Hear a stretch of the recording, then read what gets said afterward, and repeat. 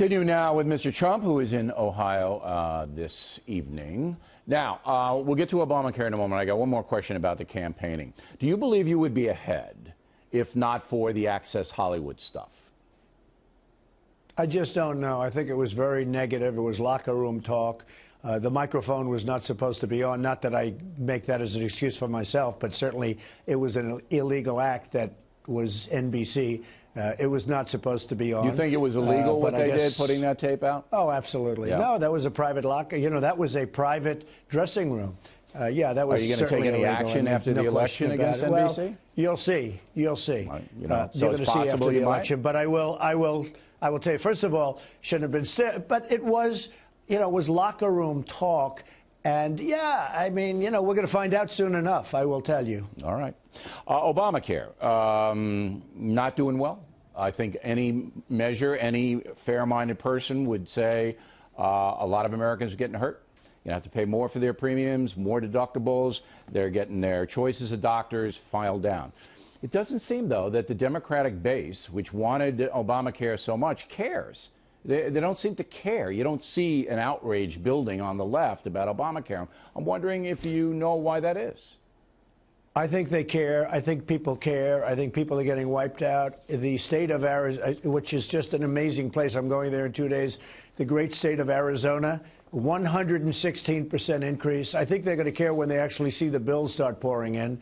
And the numbers they gave, you know, 24, 25% increase, I don't believe that. I think the minimum is going to be 40% and 50%. Yeah, I think the people are going to care. All right. Can you tell me simply, because you know I'm a simple man and have trouble grasping complicated situations. You say you're going to revoke and replace Obamacare. I know you want to have insurance companies compete nationwide and no boundaries, and that would drive premiums down.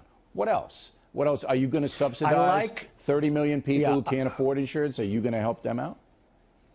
I like the concept of health care savings accounts. I think it's great. You must get rid of the boundaries between the states so that we have competition, because right now you'll have competition. But what you'll about have the one indigent insurance company or two. You know, one of the reasons the Obamacare thing is going through the roof is because there are 30 million Americans who have trouble doing anything. They can't work, they don't work, whatever, and now the Obama administration is giving them free health care. Will you continue that? All right. So, well, I view it as two groups. I mean, the people that can afford it, it will be much lower, much better, much lower price, and really phenomenal. There'll be tremendous competition. And by the way, there'll be plans that you're not even talking about right now because the competition will make great plans, but much lower price, much better. Now, you're going to block grant Medicaid to the states, and they're going to take care of the people that cannot take care of it. Okay, so the states really get the responsibility to do that, not the feds. Absolutely. You block grant to the states, the Medicaid, and it'll work out so much better than what we have right now. Maybe. This is a nightmare. Hey, Bill, I have friends that are doctors. They have more accountants than they have nurses. They're going to leave. They don't even want to be doctors anymore. I've never been a big fan of government health care. Now, finally, you say that Hillary Clinton is pooped. She's tired. She can't. What are you saying now about her? She's exhausted or what? I didn't quite understand. I think she is very low energy. I think we need somebody with extreme energy. Who's lower energy, Jeb Bush or Hillary Clinton?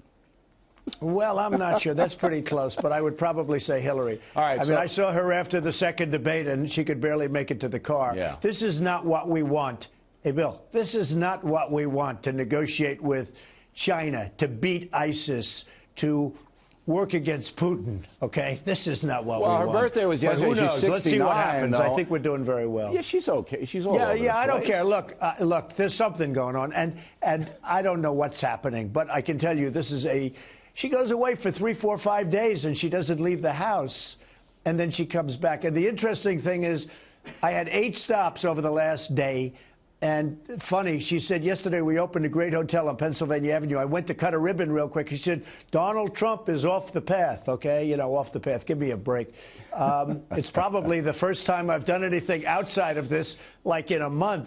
But, you know, I wanted to check on the work. We built a great hotel. By the way, under budget, ahead of schedule. That was one of the reasons I wanted to be there. Under budget, and ahead of schedule. This country does not do that. All right. And we really appreciate it. We know how busy you are. It's fine. I hope you'll come back next week, the last week, and talk to us again, Mr. Trump. Thank you very much. I will. All right. I will. Thank you, Bill.